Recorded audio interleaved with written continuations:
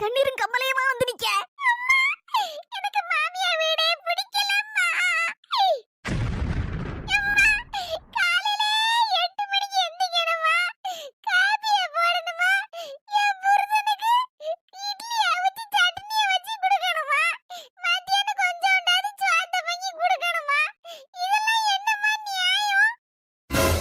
யாரு உன் மாமியார் சொல்லுதலா? சரி, இந்த பிள்ளை கொஞ்ச நேரம் உறங்கிட்டுமே ஒரு 9 மணி வரைக்கும். நம்ம சும்மா தானே கிடக்கும். மோவனுக்கு ஏதாவது செய்தி எடுத்து கொடுப்போம் கொஞ்சமாவது நினைப்பு இருக்கு அவளுக்கு. செய்து கொடுக்க மாட்டாடி. அவளுக்கு கறி வெளிச்சவா, அவ செய்தே கொடுக்க மாட்டா.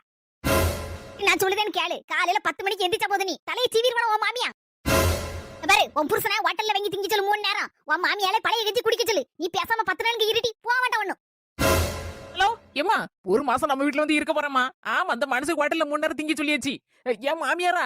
என் மாமியார் நாத்தனாரும் வந்திருக்காவோ. ஒரு பெரிய 5 பக்கம் அரிசி பிடிக்காப்புல சோத்த வங்கி போட்டிருக்கேன். தண்ணி ஊத்தி போட்டு வந்தா கஞ்சி குடிச்சுடுவோம் ஒரு மாசத்துக்கு.